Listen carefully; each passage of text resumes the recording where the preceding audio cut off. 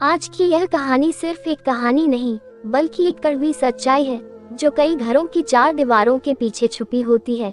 ये कहानी है एक माँ के त्याग की, एक बेटे की कामयाबी की और एक बहू के उस खौफनाक चेहरे की जिसे देखकर इंसानियत भी कांप उठे। शहर के सबसे पॉश इलाके में बना रमेश का आलीशान बंगला दूर से ही लोगों की नजरों को अपनी तरफ खींच लेता था। सफेद संगमरमर से बना 2 मंजिला मकान, बड़ा सा लोहे का गेट, अंदर हरा भरा बगीचा और पोर्च में खड़ी महंगी गाड़ियां, सब कुछ इस बात की गवाही दे रहा था कि इस घर में किसी चीज की कोई कमी नहीं है। लोग अक्सर कहते थे, रमेश जैसा बेटा हर किसी को मिले, जिसने इतनी ऊंचाई पर पहुंचने के बाद भी अपनी मां को अपने साथ रखा। लेकिन कोई यह नहीं जानता था कि उस चमकते हुए घर के अंदर एक ऐसा अंधेरा छुपा हुआ है जहां एक मां हर दिन तिल तिल कर मर रही है। 65 साल की सुधा जी, वही मां जिसने अपने बेटे के लिए पूरी जिंदगी कुर्बान कर दी, आज उसी घर के एक कोने में अपनी सांसें गिन रही थी। कभी यही घर उनका सपना था। जब उनके पति जिंदा थे तब दोनों ने मिलकर एक एक ईंट जोड़कर इस घर को बनाया था। हर दीवार, हर कमरा, हर कोना उनकी पसंद से बना था। लेकिन वक्त बदलते देर नहीं लगती। पति के जाने के बाद उनका पूरा जीवन सिर्फ अपने बेटे रमेश के नाम हो गया। उन्होंने अपनी हर खुशी, हर इच्छा, हर अरमान को मार दिया, सिर्फ इस उम्मीद में कि उनका बेटा बड़ा होकर उनका सहारा बनेगा। रमेश भी मेहनती था। उसने पढ़ाई की, नौकरी की, फिर बिजनेस शुरू किया और धीरे धीरे शहर का बड़ा आदमी बन गया। बड़ा नाम, बड़ा घर, पैसा, इज्जत, सब कुछ हासिल कर लिया। सुधा जी की आंखों में खुशी के आंसू थे। उन्हें लगता था अब उनका बुढ़ापा आराम से कटेगा। लेकिन असली कहानी तो अब शुरू हुई थी। रमेश की शादी हुई, घर में बहू आई। नाम था रेवा। वह देखने में सुंदर थी, बातों में मीठी थी और व्यवहार में इतनी समझदार कि हर कोई उसकी तारीफ करता था। शुरू में उसने सुधा जी की खूब सेवा की, उनके पैर दबाती, समय पर खाना देती, मीठे शब्द बोलती। सुधा जी को लगा जैसे उन्हें बेटी मिल गई हो। लेकिन धीरे धीरे रेवा का असली चेहरा सामने आने लगा। पहले उसने छोटी छोटी बातों पर ताने मारने शुरू किए। माँ जी, आपसे अब काम नहीं होता, आप चीजें खराब कर देती हो, इतनी उम्र में भी समझ नहीं है। ऐसे ऐसे शब्द जो दिल को चीर कर रख दें। फिर उसने सुधा जी को घर के कामों में झोंक दिया। सुबह से रात तक बर्तन, कपड़े, झाड़ू, पोछा और अगर कहीं जरा सी भी गलती हो जाए तो गालियां अलग से देती थी। रमेश ऑफिस में रहता था, उसे कुछ पता ही नहीं चलता और रेवा उसके सामने एक आदर्श बहू का नाटक करती रहती। और फिर एक दिन वो हुआ जिसने सुधा जी की पूरी जिंदगी बदल दी। रेवा ने कहा, माँ जी, अब आप ऊपर वाले कमरे में नहीं, नीचे स्टोर रूम में रहोगी। और बिना उनकी इच्छा के उन्हें सीढ़ियों के नीचे बने एक छोटे से अंधेरे कमरे में भेज दिया गया। वो कमरा जहाँ ना रोशनी थी, ना हवा थी, ना कोई इंसान था, बस सीलन, बदबू और अकेलापन था। सुधा जी उस कमरे में बैठकर रोती रहती थी, सोचती थी, क्या यही वो घर है जो मैंने अपने हाथों से बनाया था? क्या यही वो बेटा है जिसके लिए मैंने सब कुछ छोड़ दिया? लेकिन उनकी मजबूरी थी, जाने के लिए कोई जगह नहीं थी और सबसे बड़ी बात, वह अपने बेटे को दुखी नहीं करना चाहती थी। धीरे धीरे उनका दर्द बढ़ता गया। रेवा ने उन्हें खाना देना भी कम कर दिया। दिन में सिर्फ एक बार खाना देती थी, वह भी बासी खाना होता था। कई बार तो जानबूझकर खाने में मिर्च डाल देती ताकि वो खा ना सके। पानी के लिए तरसाती थी और अगर सुधा जी कुछ कहती तो उन्हें चुप करा दिया जाता। एक दिन तो हद ही हो गई। रेवा ने उनके बाल पकड़कर उन्हें घसीटा और दीवार पर सिर मार दिया। सुधा जी दर्द से चिल्ला उठी, लेकिन उनकी आवाज उस अंधेरे कमरे से बाहर नहीं जा सकी। और सबसे बड़ा डर, रेवा ने उनके पोते आरव को हथियार बना लिया। एक दिन उसने आरव को बालकनी के किनारे खड़ा करके कहा, अगर तूने किसी को कुछ भी बताया तो मैं इसे नीचे फेंक दूंगी। ये सुनकर सुधा जी की रूह कांप गई। उस दिन के बाद उन्होंने बोलना छोड़ दिया।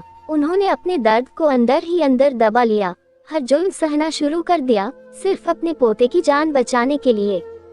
अब उनकी जिंदगी बस एक इंतजार बन गई थी, मौत का इंतजार। सुधा जी ने जिस दिन से चुप रहना सीखा, उसी दिन से उनकी जिंदगी एक जिंदा लाश जैसी हो गई। हर सुबह उनके लिए एक नई सजा लेकर आती थी और हर रात दर्द से भरी एक लंबी अंधेरी सुरंग बन जाती थी।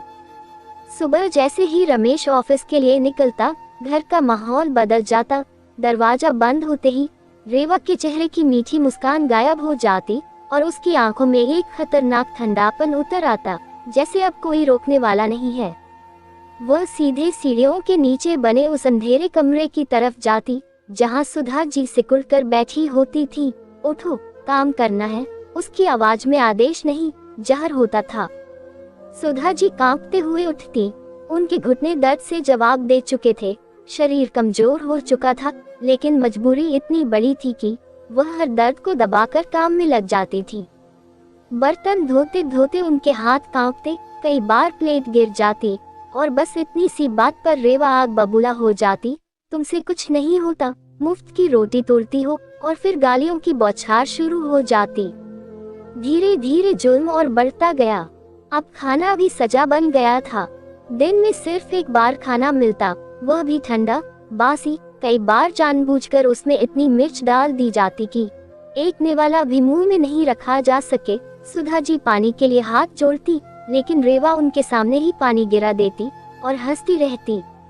उनकी आंखों से आंसू बहते, गला जलता, लेकिन आवाज नहीं निकलती, क्योंकि हर आंसू के पीछे उनके पोते की जान जुड़ी थी।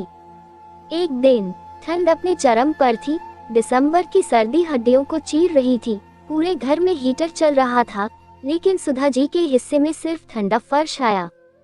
रेवा ने उनका गद्दा और कंबल छीन लिया। बहुत बदबू आती है कहकर सब बाहर फेंक दिया। अब उनके पास सिर्फ एक पतली सी चादर बची थी, जो उस कड़ाके की ठंड में किसी काम की नहीं थी। उस रात सुधा जी पूरी रात कांपती रही। उनका शरीर जैसे पत्थर बन गया था। दांत कटा रहे थे, सांस अटक रही थी, लेकिन उन्हें देखने वाला कोई नहीं था। सुबह जब उठी तो उनके पैरों ने साथ देना बंद कर दिया। घुटने सूज गए थे, चलना मुश्किल हो गया था, लेकिन फिर भी रेवा ने कहा, काम तो करना ही पड़ेगा। और उसी दिन वह हादसा हुआ। सुधा जी के हाथ में एक ट्रे थी, जिसमें एक महंगा कांच का गिलास रखा था। उनके कांपते हाथों से ट्रे छूट गई और गिलास जमीन पर गिरकर टूट गया। बस यही उनकी सबसे बड़ी गलती बन गई। रेवा की आंखों में गुस्सा आग की तरह भड़क उठा। वो दौड़कर आए और बिना कुछ सोचे उनके बाल पकड़ लिए। तुमने मेरी चीज तोड़ दी, वह चिल्लाए। उसने सुधा जी को घसीटकर उन टूटे हुए कांच के टुकड़ों के पास लाया और जोर से धक्का दिया। बैठो इस पर, उसने आदेश दिया। सुधा जी डर के मारे कांप रही थी। बहू मत करो ऐसा, वह रोते हुए बोली। लेकिन रेवा ने उनकी एक न सुनी। उसने उनके कंधों को दबाया और उन्हें जबरदस्ती उन नुकीले कांच के टुकड़ों पर बैठा दिया। जैसे ही कांच उनके घुटनों में धंसा, उनके मुंह से एक दर्दनाक चीख निकलने ही वाली थी, लेकिन रेवा ने तुरंत उनके मुंह में कपड़ा ठूंस दिया। अब उनकी चीखें सिर्फ उनके अंदर ही घुटकर रह गईं। आंखों से आंसू बह रहे थे, खून जमीन पर टपक रहा था, लेकिन उस कमरे में सिर्फ दर्द था और कोई सुनने वाला नहीं। लेकिन जुल्म यही खत्म नहीं हुआ। रेवा ने माचिस उठाए, एक तीली जलाए और उसे सुधा जी के हाथ पर रख दिया। जलती हुई आग ने उनकी त्वचा को जला दिया। उनकी आंखें फैल गईं, शरीर कांपने लगा। वह तड़प रही थी, लेकिन आवाज नहीं निकल पा रही थी। उस वक्त वह सिर्फ एक ही चीज सोच रही थी, हे भगवान, मुझे उठा लो। अब उनकी हालत इतनी खराब हो चुकी थी कि वह इंसान नहीं, एक टूट चुका शरीर बन गई थी। उनकी आंखों में अब कोई उम्मीद नहीं थी, बस इंतजार था अंत का। लेकिन उन्हें नहीं पता था कि किस्मत अभी उनका आखिरी पन्ना लिखना बाकी रखती है, और बहुत जल्द एक ऐसा सच सामने आने वाला था जो सब कुछ बदल देगा। सुधा जी की जिंदगी अब बस दर्द और खामोशी में सिमट चुकी थी। हर दिन एक जैसा होता था, हर रात और भी भारी होती थी। उनका शरीर जवाब दे चुका था, लेकिन उनकी सांसें अभी भी चल रही थी, शायद इसलिए क्योंकि किस्मत उन्हें अभी एक सच दिखाना चाहती थी। वो रविवार का दिन था। घर में अजीब सा सन्नाटा था। रमेश को अचानक ऑफिस के काम से बाहर जाना पड़ा। जाते वक्त उसने हमेशा की तरह रेवा से कहा, माँ का ध्यान रखना, और बिना पीछे देखे निकल गया। दरवाजा बंद हुआ और उसी के साथ घर का माहौल बदल गया। रेवा के चेहरे की नकली मुस्कान गायब हो गई। उसकी आंखों में फिर वही क्रूरता लौट आई, जैसे उसे किसी मौके का इंतजार था और आज उसे वो मौका मिल चुका था। उधर छोटा सा आरव अपने दोस्त के घर खेलने जाने की जिद कर रहा था। रेवा ने उसे जल्दी से तैयार किया और पड़ोसी के घर छोड़ आई ताकि घर में कोई गवाह ना बचे। अब घर में सिर्फ 2 लोग थे, एक जुल्म करने वाली और एक जुल्म सहने वाली। रेवा सीधे स्टोर रूम में पहुंची, जहां सुधा जी दीवार के सहारे बैठी थी। उनकी हालत इतनी खराब थी कि वह ठीक से खड़ी भी नहीं हो पा रही थी। उठो, रेवा ने तेज आवाज में कहा, आज पूरा पिछवाड़ा साफ करना है। सुधा जी ने कांपते हाथ जोड़ लिए, बहू आज नहीं, मुझे बहुत दर्द है, कल कर दूंगी। उनकी आवाज कमजोर थी लेकिन दर्द से भरी हुई। बस इतना सुनना था। रेवा का गुस्सा फट पड़ा। तुम मुझे मना करोगी? उसकी आंखें लाल हो गईं। उसने बिना सोचे उनके बाल पकड़ लिए और उन्हें जमीन पर घसीटने लगी। सुधा जी दर्द से चिल्ला उठी, बचाओ, लेकिन उनकी आवाज उस बंद कमरे से बाहर नहीं जा सकती थी। रेवा ने पास पड़ा लोहे का डंडा उठाया और फिर एक वार, दूसरा वार, तीसरा वार। हर वार के साथ सुधा जी की चीखें और भी कमजोर होती जा रही थी। उनका शरीर कांप रहा था, खून बहने लगा था, लेकिन रेवा रुकने का नाम नहीं ले रही थी। आज खत्म कर दूंगी तुम्हारा नाटक, वह पागलों की तरह चिल्ला रही थी। उसने सुधा जी को जोर से धक्का दिया। वह जमीन पर गिर पड़ी। सांसें तेज चल रही थी, आंखें आधी बंद हो चुकी थी। रेवा ने उनके पेट पर जोर से लात मारी और उसी पल सुधा जी के मुंह से खून निकल आया। कमरा खामोश हो गया, बस उनकी टूटी हुई सांसों की आवाज आ रही थी। रेवा उनके ऊपर खड़ी होकर हंस रही थी। उसे लग रहा था अब कोई नहीं है जो सच देखेगा, लेकिन उसे क्या पता था कि किस्मत ने एक गवाह भेज दिया है। उधर आरव जिस दोस्त के घर गया था, उसका दोस्त अचानक बीमार हो गया। पड़ोसी ने सोचा बच्चे को घर छोड़ आते हैं। आरव दौड़ता हुआ अपने घर के पीछे वाले गेट से अंदर आया। वह खुश था, सोच रहा था दादी को सरप्राइज देगा। वह चुपके से खिड़की के पास गया और जैसे ही उसने अंदर झांका, उसकी दुनिया टूट गई। उसने देखा उसकी प्यारी मम्मी उसकी दादी को डंडे से मार रही है। दादी जमीन पर पड़ी थी, खून बह रहा था। वो हाथ जोड़कर गिड़गिड़ा रही थी। मुझे छोड़ दो, उनकी कमजोर आवाज कमरे में गूंज रही थी। और सामने रेवा हंस रही थी। उस पल एक मासूम बच्चे का दिल टूट गया। उसकी आंखों में दर्द और सदमा एक साथ भर गया। उसके मुंह से एक जोरदार चीख निकली, मम्मा, दादी को मत मारो। रेवा के हाथ से डंडा गिर गया। उसने मुड़कर खिड़की की तरफ देखा। आरव वहां खड़ा था, कांप रहा था। उसकी आंखों से आंसू बह रहे थे। रेवा समझ गई, उसका राज खुल चुका है। वो भागकर बाहर आए, लेकिन तब तक आरव भाग चुका था। उधर उसी समय रमेश की कार गेट पर आकर रुकी। आरव दौड़ता हुआ सीधा अपने पापा के पास पहुंचा और जोर जोर से रोने लगा, पापा, मम्मा दादी को मार रही है, बहुत खून।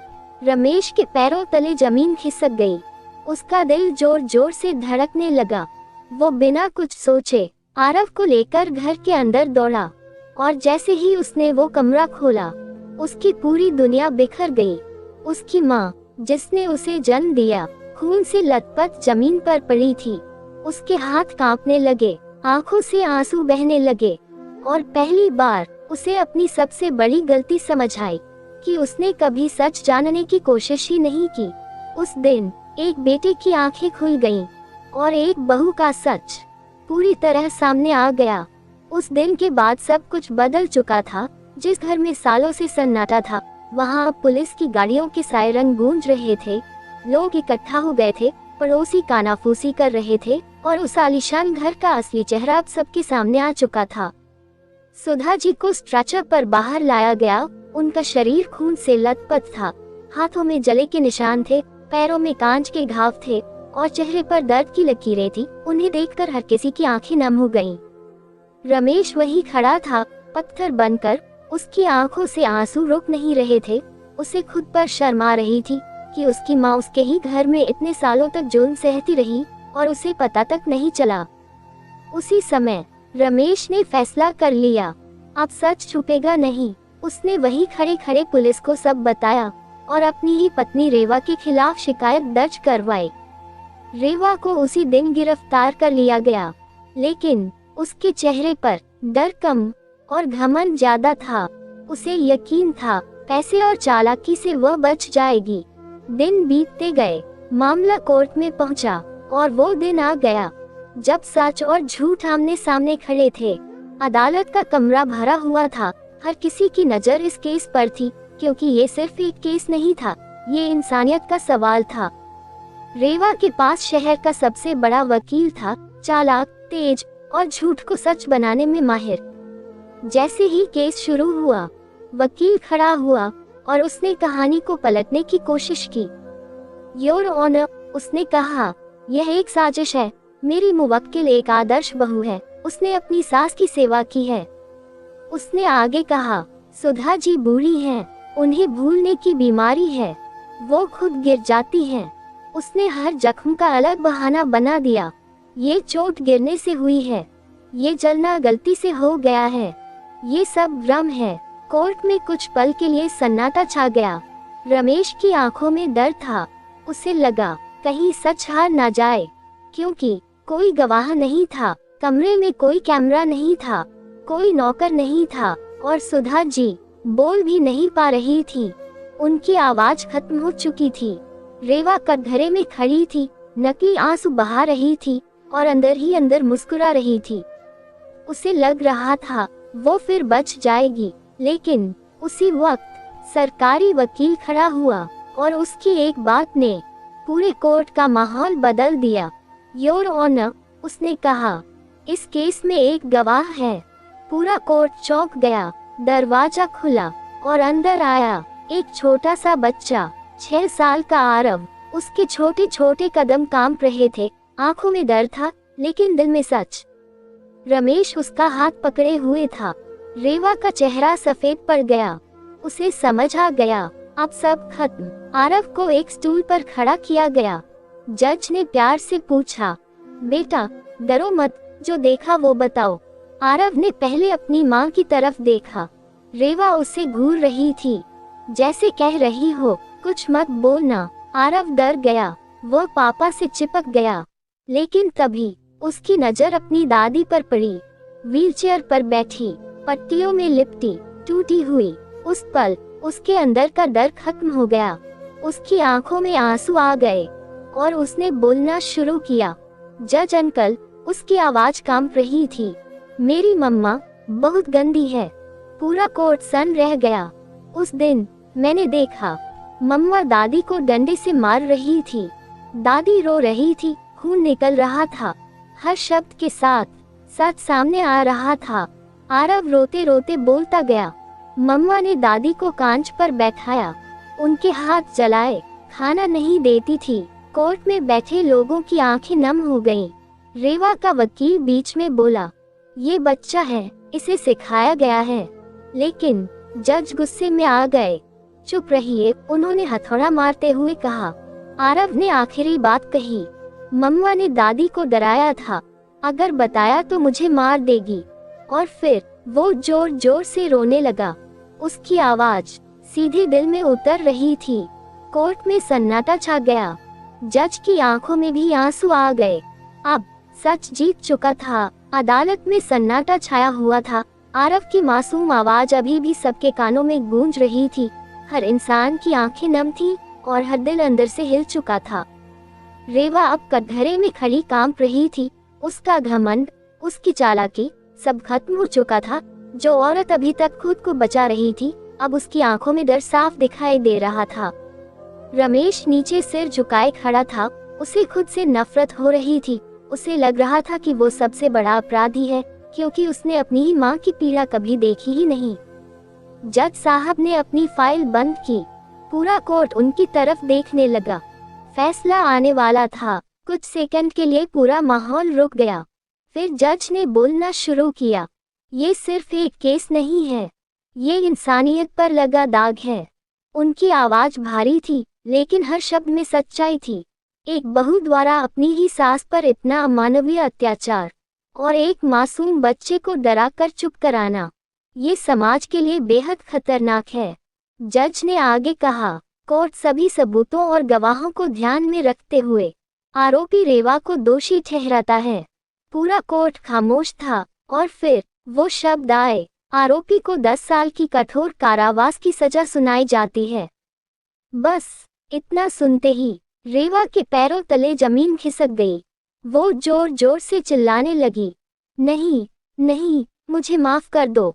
वह रोते हुए रमेश के पास भागी, रमेश मुझे बचा लो, मैं तुम्हारे बच्चे की माँ हूँ।